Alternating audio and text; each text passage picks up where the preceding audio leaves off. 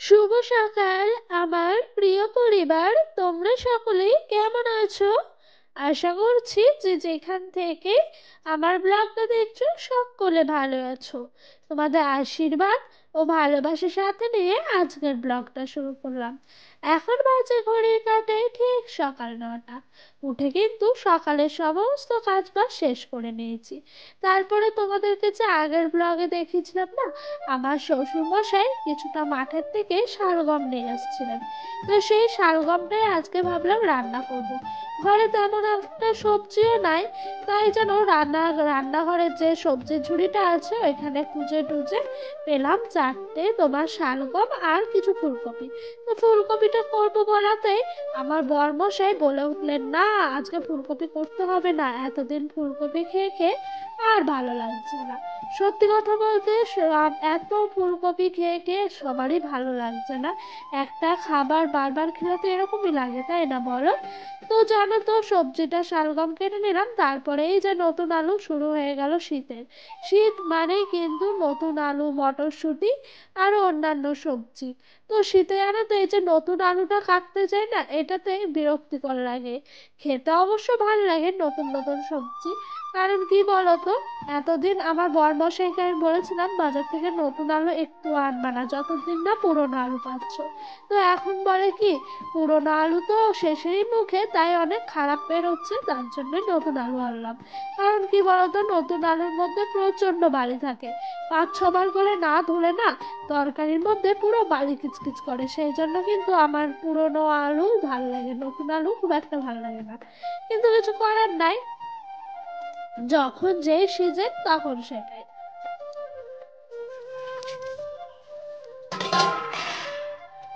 আর বন্ধুরা, তোমাদের সঙ্গে গল্প করতে করতে আমার কিন্তু সকালের খাওয়া দাওয়া হয়ে গেছে। তো সব বাসন কুয়োর পাড়ে নিয়ে এসে মাজতে বসে পড়লাম। আর আমরা জানো তো, সকালে একবার ভাতটা হয় সকালবেলা, তারপর কিন্তু হাঁড়িটা মাজা ধোয়া করি। তাই আমার এই 10টার সময় যেই বাসনটা মাজি না, তখন হাঁড়ি আর অন্যান্য বাসন বেরোয়। আর এখন শীতকালের দিন, রাতে তো মানুষ অর্ধেক দিনই আমাদের বাড়িতে কেউ খায় না। সেই কারণে জানো তো, বেশি বেশি করেই বাসনগুলো থাকে, আর তরকারিগুলো জমে থাকে বলে বাসনটাও জমে থাকে। তাই 10টার সময় যে বাসনটা হয় না, সেটার মধ্যেই দেখতে পারবে প্রচুর বাসন। আর সকালের বাসনগুলোর মধ্যে খুব একটা বাসন বেরোয় না। তো বন্ধুরা, ওই দিক দিয়ে কড়াইয়ে ছাই দিয়ে রেখেছিলাম, এদিক দিয়ে চলে এসেছি সোজা রান্না বসাবো। উনানটা কিন্তু লেপে পুজে কালকে পরিষ্কার করে রেখেছিলাম। তো কাঠগুলো আগে দিয়ে দিলাম, তারপর উনানের এই দিক দিয়ে চারিদিক দিয়ে কাঠটা দিলাম, যাতে কি বলতো, মাঝখানে যে কাঠটা থাকবে না, সেটার সাথে সাথে সাইডের কাঠগুলো দাও দাও করে জ্বলে যাবে। আর পাতাতে একটা ভালো সুবিধা আছে কি জানো, কিন্তু আবার অসুবিধাও অনেক আছে। কারণ পাতাতে সবসময় জাল দিতে হয়, কাঠে তাও একটা কাঠ ভরে দিয়ে অন্যান্য কাজ সারা যায়। আর জানো তো বন্ধুরা, আমি সমস্ত কাজ না ধৈর্য ধরে বুদ্ধি খাটিয়ে করি। তার জন্যই যেন শীতের বেলাতেও আমার সময়ের মধ্যে সমস্ত কাজ সারা হয়ে যায়।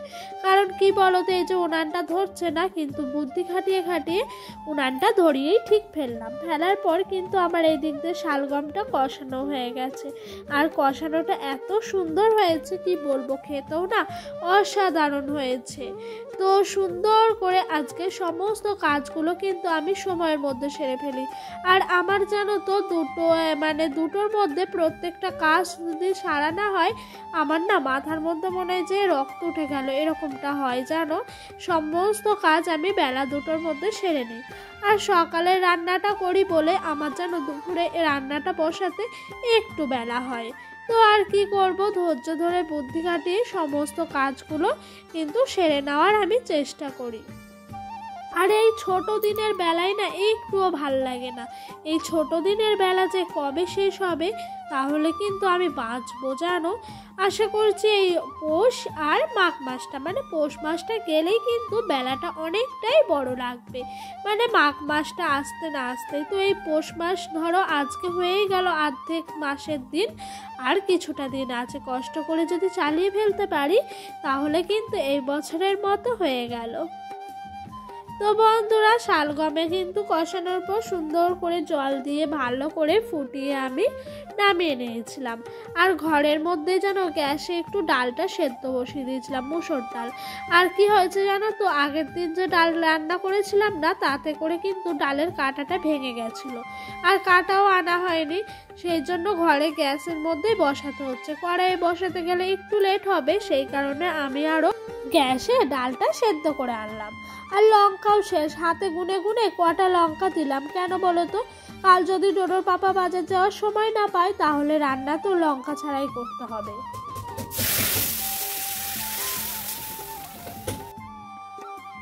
আর জানো তো বন্ধুরা, আজকে না বেশি কিছু রান্না করব না, কারণ ঘরে সবজি খুব একটা নাই, সবজি বাড়ন্ত হয়েছে। তাই অল্পর মধ্যেই একটু বুদ্ধি করে করে সমস্ত রান্নাগুলো সারবো। যেরকম ধরো ঘরে শালগমটা ছিল, সেরকম শোকেসে গিয়ে দেখি একটা অনেক দিনকার তোমার পাঁপড় ভাজার প্যাকেট ছিল। তো ভাজা পাঁপড় না, কাঁচাই ছিল, সেটা ভাজবো। আর এদিক দিয়ে আমি রান্না করছি, আমার বরমশাই হাতে এনে ধরিয়ে দিল ঘুগনি।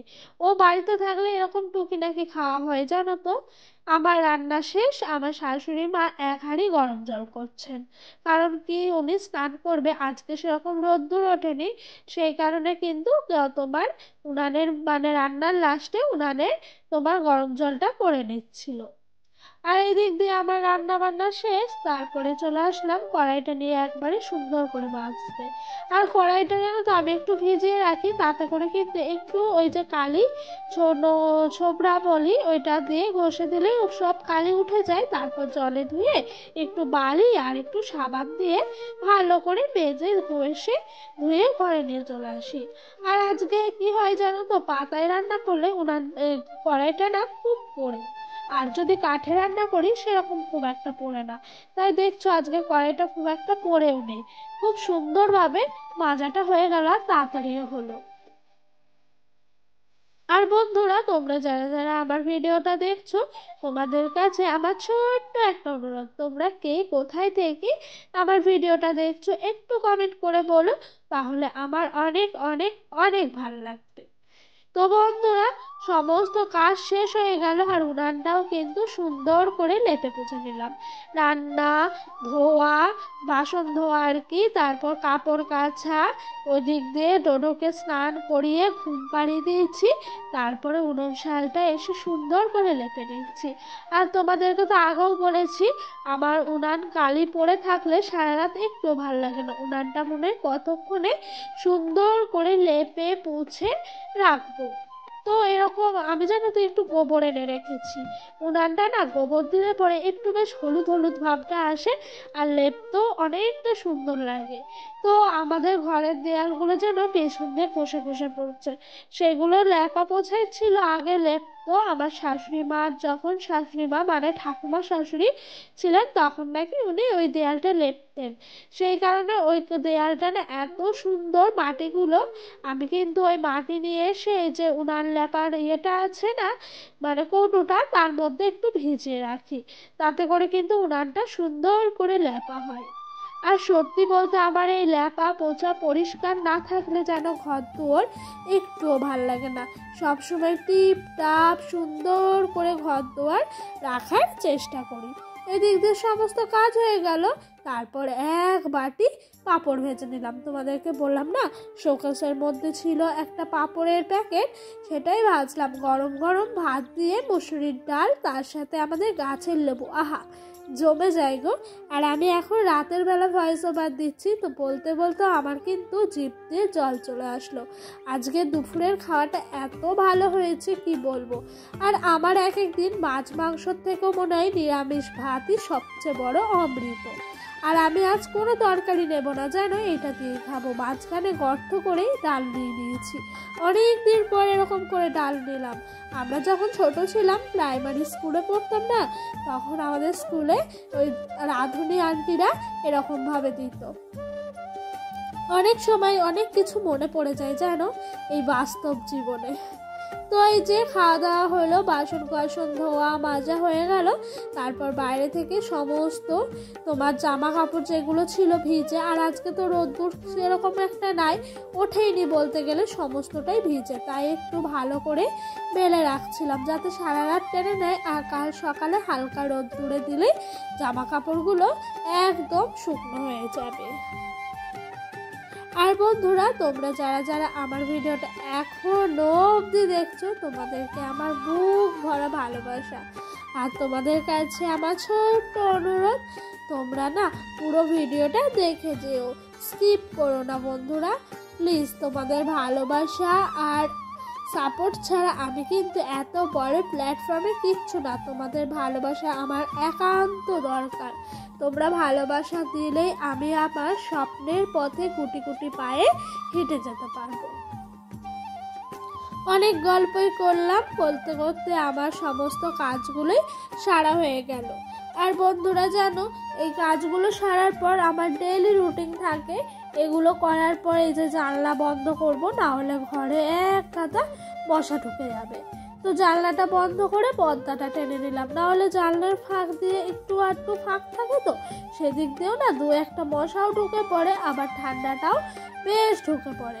আজকে কারেন্ট ছিল না, তাই আজকে সব কাজ শেষ করে একেবারে বিকেল গড়ার মুখে, মানে সন্ধ্যে নামার মুখে, তখনই কিন্তু সমস্ত জিনিসগুলো গোছ গাছ করে গুছিয়ে নিচ্ছিলাম। তো কারেন্ট ছিল না বলে আর গুছাইনি, খুব একটা ভালো লাগছিল না জানো। এদিক দিয়ে জানো তো, ডোডোর জিনিসগুলো না প্রত্যেক দিন কাঁচা ধোয়া করি, তো তার জন্য না একটু বেশি বেশি করেই রোজ কিছু গোছাতে হয়। আর আমার না ভাল লাগে না একটা জিনিস ও দুদিন ধরে পরে থাকবে, সোয়েটারই বলো আর কিছুই বলো। তো বন্ধুরা, এই দেখো, এদিক দিয়ে কিন্তু আমার সমস্ত কাজ শেষ, আর ওই দিক দিয়ে ডোডো চলে গেছে ওর দিদির সঙ্গে খেলাধুলা করতে, মানে ওর পাশের বাড়িতে খেলতে গেছে। তো খেলছে, আর কি হয় জানো তো বন্ধুরা, এই জামা কাপড় গুছাতে গিয়ে এই যে মোজা একটা হারিয়ে ফেলেছি, কোথায় যে রেখেছি মনেই করতে পারছি না। একবার ভাবছি ওইখানে মাঠের পাশেই পড়ে রইলো, একবার ভাবছি আনতে আনতে পড়লো, কি হলো বোঝাই মুশকিল। আর ছোট বাচ্চাদের মোজাগুলো বিশেষ করে জানো তো একটু বেশি বেশি হারিয়ে যায়।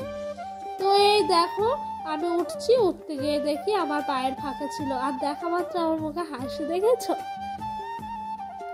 তো বন্ধু, সন্ধে নামার মুখে শ্বশুর মশাই বাড়ি এলেন, নিয়ে এসছে ফুলকপি, আবার শালগম এনেছে। এই কদিন তোমরা কিন্তু আমার ব্লগে ফুলকপি আর শালগমই দেখতে পারবে রান্নার। আর এই সময়টা কি হয় জানো, শ্বশুরমশাই মাঠে গেলে না অনেক অনেক সবজি আসে, উনি তুলে দেয়, তার বদলে ওনারা লাস্টে খুশি হয়ে এই সবজিগুলো দেয় আমাদেরকে। তো বন্ধুরা, ভিডিওটা আজকের মতো এখানেই শেষ করে দিলাম। ভালো লাগলে অবশ্যই লাইক কমেন্ট করো, আর যদি আমার ভিডিওটা আরো ভালো লাগে থাকে চ্যানেলটি অবশ্যই সাবস্ক্রাইব করে দিও বন্ধুরা।